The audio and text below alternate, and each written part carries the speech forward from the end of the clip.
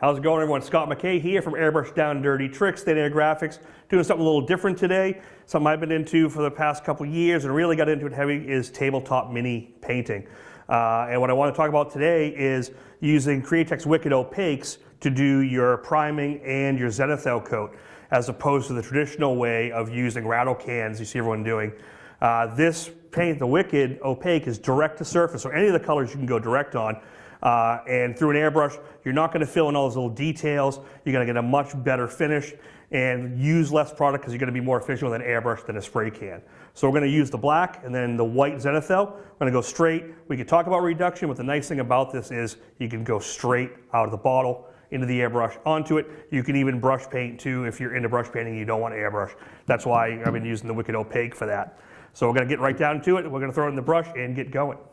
All right, time to get down to painting here. So what we're going to do first is I'm going to do a black primer using the Wicked Opaque Black.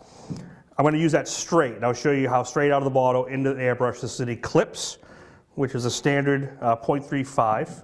I'm going to be about 40 psi. And you can always do a test and make sure before you paint your figure or anything else. Just take a popsicle stick or something, and you'll see you get nice solid coverage. Not too watery, which means you're not going to lose a lot of detail in the figure, and you're going to get good coverage in one coat, maybe two. And I'm going to hit everything around before we do the zenithal method. We'll talk about that. We'll use the white for that, and we'll probably use a little reducer for that, and I'll show you some options. But you see nice coverage right away. You're not wasting a bunch of paint with like a spray can, which would spray probably 70–80% of it into the air. This is direct to the surface. Really one coat coverage. I don't think I'll have to go back over this at all. I'm going to do the base. We'll let this coat dry, and if I need a second pass, I'll do a second pass. But I might not, so we'll just let it flash off for a second, and then we'll check it from there. All right, now that the black's had time to dry, we're going to move on to the white zenithal coat, which is basically picking an angle and going like a top down, like a light source. So if you're going for full coverage, you can go straight, just like we did with the black. If you want a more subtle approach, add 2 to 5% reducer to it, just to get a little bit smoother, silkier spray. And that way you can build your tone instead of having it happen too fast. You're better off with 1 or 2 coats than 1 coat all at once. It'll get a better look.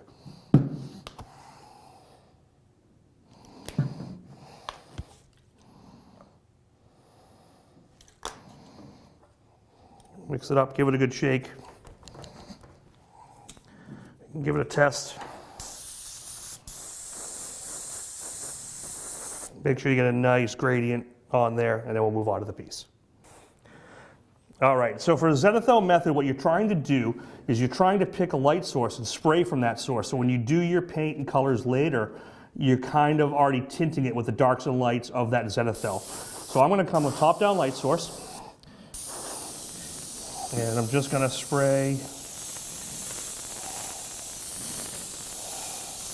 And what that's doing, if you look at top, it's really white. You look at the bottom, you get that natural shadow. So when you paint your colors or your washes, they'll be brighter here and they'll be darker and give you a natural shadow look.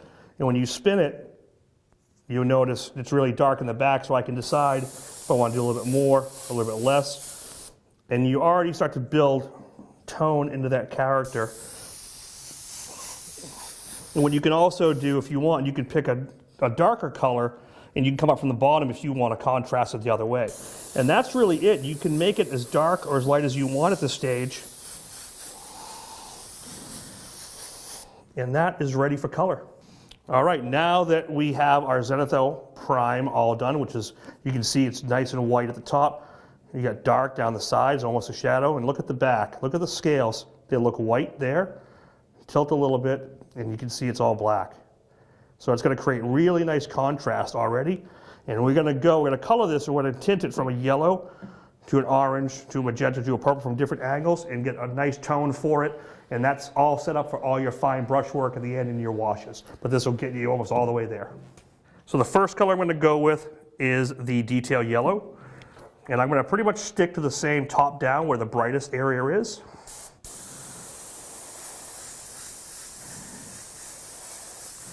And I'm not going to move around too much because I want to blend other colors from other angles. But you'll see you get that nice bright top color. I'll do a little bit from the back. And because we're going from lighter colors to darker colors, it avoids having to do a lot of cleanup in between. We can pretty much go straight from color to color, get a nice internal mix. And again, that was straight from the bottle, no reducer. If you needed it, you could have added a little bit of reducer to it. But that's excellent coverage and you're still maintaining that tone. So I'm going to put orange. Actually, you know what? I'm going to go magenta and show you how to do an orange without even having orange. All right, so I have magenta in the gun now, and I put a little reducer because I want it just a little weaker. And I'm not going to spray top, I'm going to spray more from the side now. And now you'll get that orange to magenta blend. Right from the sides, and that bright orange is almost gone, but you get that nice blend fade that's going to set up for all your washes and detail brush work at the end. Super fast, super clean, color to color. Looks cool. We'll do the final purple color from the bottom, and this is going to be ready for all your brush work.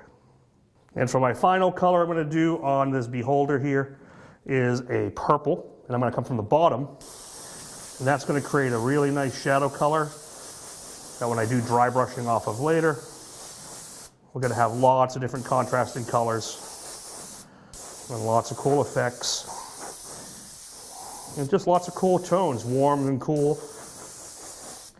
Perfect for dry brushing, detail brushing, and I can actually get a little bit here in the eye. I'm going to go a little tighter. And we'll make that eye purple, and we're going to set him up for all the final brushwork detail. All right, now we're completed. We've done our priming with the black, we've done our white zenithal, and we've done all our color washes in tonal with these colors. This is ready for all your detail brushwork, your washes, with whatever you're comfortable with, all your techniques, it's ready to go. Thanks for checking out the video, guys. I'm Scott McKay from Airbrush Down Dirty Tricks on YouTube and Thin Air Graphics up in Boston, Massachusetts. Check out our videos online, subscribe, check it out. We do weekly videos, weekly content, and we love coming down to Createx and working with all their products.